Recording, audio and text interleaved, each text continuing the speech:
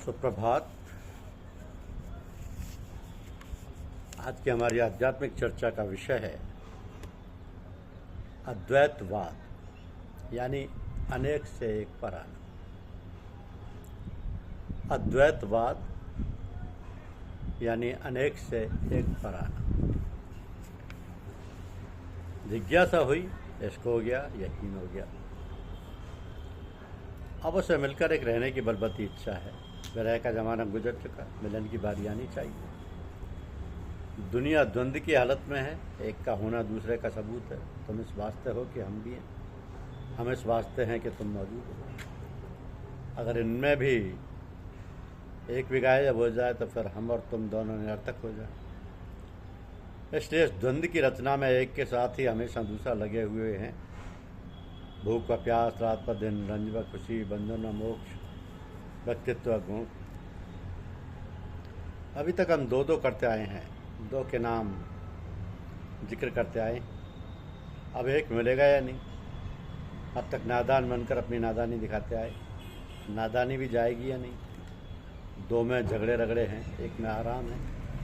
जब एक रहेगा तो किससे कहेगा और क्या कहेगा, किसकी सुनेगा और क्या सुनेगा, किसको जानेगा और क्या जानेगा। वहाँ दो नहीं है कि एक दूसरे से बोल सकें तो एक दूसरे के दुख में शामिल हो सके। इसलिए एक ही ख्वाहिश थी, वो मिल गया। अब क्या रहा, पहचानने के साथ ही एकता की परिक्रमा शुरू हो गई। एक है, एक को पहचान होने पर एकता के दरवाजे पर परिक्रमा शुरू हो गई।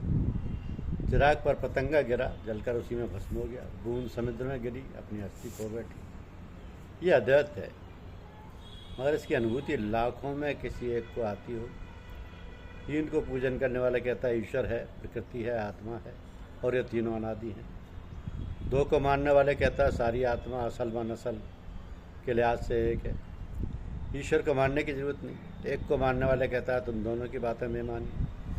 ये क्यों नहीं कहते कि सिर्फ ईश्वर ही है और कुछ नहीं, वही सब कुछ है और उसी से सब कुछ है। देखा, तीन मुंह तीन बातें, इनमें अपनी अपनी जगह सब सच्चे और अपनी जगह छोड़ने पर झूठे। आगे देखिए, मनुष्य पशु सब बन गए। आगे देखिए, अद्वैतवादियों में भी तीन तरह के आदमी हैं। द्वैताद्वैत, जो मौके पर द्वैत और मौके पर ही अद्वैत बनता है। विशिष्टाद्वैत, जो एक हस्ती में दो बातें जड़ चेतन मानता है। अद्वैत, जो जड़ और चैतन्य को फर्जी व ख्याली बताता है, सिर्फ एक हस्ती को ही अंतिम और वास्तविक बनाता है। इनमें रगड़े झगड़े हुआ करते हैं क्योंकि ये सब असलियत से दूर हैं। बात बनाना तो सीख गए, तर्क वितर्क हमेशा जुबान पर रहती है। एकत्व कुछ और है, ये समझ बैठे कुछ और है, कहते कुछ और हैं, करते कुछ और हैं। अगर ये एक को ही मानने वाले हों तो इनमें झगड़ा होने की क्या ज़रूरत, बहस मुबाहिसा की क्या ज़रूरत। क्योंकि अद्वैत तक पहुँचते पहुँचते सारे झगड़े ऐसे गायब हो जाते हैं जैसे गधे की सर से सींग या बांझ का लड़का। हम एकत्व किसको कहते हैं? दो का मिलाकर एक हो रहना, इस तरह से कि फिर दुई का ख्याल तक दिल में ना आए। यही असली अद्वैत है। तो मन तो शुद्धम तो मन शुद्धि, मन तन शुद्धम तो जौ शुद्धि। तकसन गोय अद्वाद जी, मन दीगरम तो दीगरी। मैं तू हो गया और तू मैं हो गया, मैं जिस्म बन गया और तू मेरी जान बन गया, ताकि अब कोई ये ना कह सके कि मैं और तू दो हैं।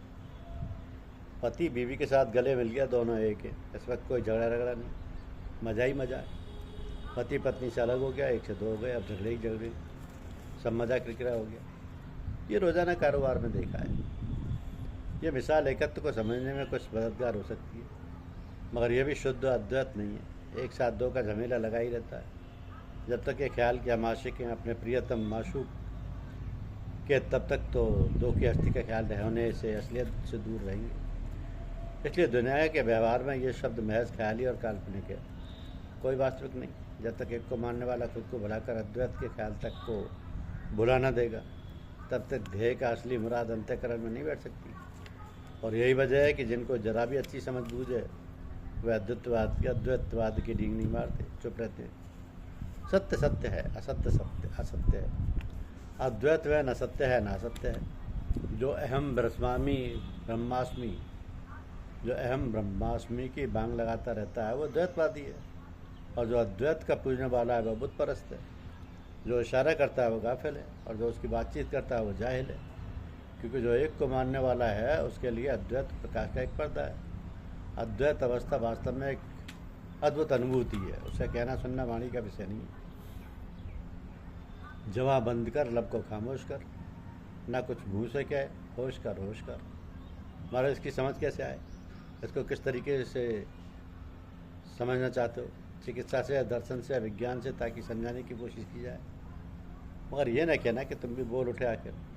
बोलना झगड़ा मोल लेना है, बोले नहीं कि मतलब हाथ से गया नहीं। मगर खैर, जैसा बनेगा वैसा समझाएंगे। अगर समझते हो तो भगवत कृपा, तो हम दोनों खुश। अगर नहीं समझते हो तो हम भी डूबे, तुम भी डूबे। अगर समझने की जिज्ञासा है तो हम भी खुशनसीब और तुम भी खुशनसीब। तो सबसे पहले अपनी तरफ नज़र करनी चाहिए।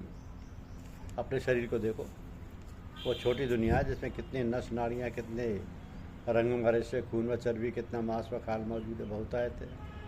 इससे कौन इनकार कर सकता है? मगर सब आपस में गुथे हुए हैं, और ये गुथरा एक आत्म और एक पना कहलाता है। आगे चलो तो एड़ी से चोटी तक तुम सिर्फ एक हो, उसमें कोई दूसरा नहीं है। मांस मज्जा वगैरह सब तुम में है और वही तुम हो। देखो एक है कि नहीं, यही अनेकता में एकता है। समुद्र में पानी, मोती, मूंगा, लहर, कौड़ी और शंख, सभी कुछ है। इन्हीं की सम्मिलित हैसियत का नाम समुद्र है। किसी एक को या सबको अलग अलग कर लो तब समुद्र कहाँ रहा? एक में बहुत और बहुत में एक तमाशा था, अब दूर हो गया, अब समुद्र नहीं रहा। समुद्र एक है और बाकी सब चीज़ें अनेक हैं। और भी इस तरीके की मिसालें दी जा सकती हैं। अब साइंस क्या कहती है ये भी सुन लो। चीज़ एक है, कीमिया के अमल में, और उसमें हजारों सूरतें पैदा हुई। पानी में हरकत व हिलोर हुई, झाग आ गया, झाग सूखा, मिट्टी बन गई। मिट्टी से पेड़, पत्थर, मनुष्य, पशु सब बन गए। मिट्टी के अंगों को हटा दो तो अब सिवाय पानी के क्या रहा?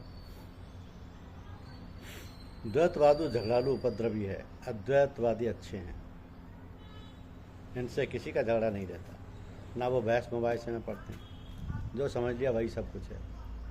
खुद अपनी ज़िंदगी के रोज़ाना व्यवहार को देखो। तुमको अपने से छोटे कम अकल आदमियों की उससे घृणा थी। तुमने सोचा कि ऐसे आदमियों के साथ रहना सहना पड़ेगा, अपने हालात को उनके हालात के साथ मिला दिया। निगाह ऊंची होते ही नफ़रत का असर कम होने लगा। तुम उन जैसे और वे तुम जैसे बनने लगे।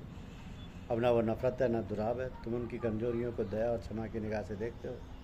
वे तुमको प्यार करते हैं, तुम्हारी इज्जत करते हैं। अब तुम भी खुश, वो भी खुश, क्योंकि खुशी अद्वैत व एक पने में है। अपना परायापन झगड़े की जड़ है। तो अद्वैत के गुरुओं ने इनकी कई किस्में की हैं। विभाजन और एकत्रित करना प्रकृति का स्वभाव है। तो अगर कोई अद्वैत की भी किस्में निर्धारित करता है तो हमें आपत्ति क्यों होनी चाहिए? तो जैसा है और जैसी जिसकी समझ है वैसा ही कहेगा और करता रहेगा। पर मेरे ख्याल से अद्वैत में अनेकत्व दिखाना बेकार है, क्योंकि जब उसकी किस्में हो गई तो फिर उसमें अद्वैत कहाँ रहा? वह तो भानुमति का पिटारा हो गया, जिसमें सभी चीज़ें अगड़म बगड़म मौजूद हैं। तो दुनिया में सबसे मिलकर रहना अद्वैत है। अगर दिल में दाखिल होने का मौका मिल गया तो अद्वैत अवस्था का समझना आसान है। अगर दिल बेकरार है तो मुश्किल से समझ आई। सबका एक साथ रहना एक जात कहलाता है। ना वह किसी से अलग हुआ, ना किसी से मिला। वो जैसा है वैसा ही है। हाँ, अगर दोष और कसूर हो सकता है तो इंसान के ख्यालों में हो सकता है, क्योंकि वो जैसा सोचता है वैसा ही बनता है। एक आदमी पेड़ को देखता है, दूसरा उसको आदर्श समझता है, तीसरा उसको भूत ख्याल रखता है। चीज़ जो थी अब भी है, मगर ख्याल ने अलग अलग नाम पैदा कर दिए। लालची को सीप में चांदी, प्यासे को शराब में पानी, डरे हुए को रस्सी में सांप। किसी की आंख में विकार होता है, यानी एक चीज़ में दो दिखाई देते हैं। ये गलतियाँ सिर्फ दिल के मैं होने के विचारों के छोटा होने के कारण हुआ करती हैं। तो इसी तरह लोगों ने एक को अनेक मान लिया और वैसा ही कर रहे हैं, क्योंकि ख्याल में दो समा गए हैं। इसलिए इंसान द्वैतवादी और दो को मानने वाला हो गया है। ये ख्याली बीमारी है जो सिर्फ ख्याल को दुरुस्त करने से ठीक होगी। यही इसका इलाज है, क्योंकि ये दोपना भी तो विचारों के ही कारण आया। तो अद्वैत को टूटे फूटे शब्दों द्वारा जैसा भी हो साफ समझना चाहिए।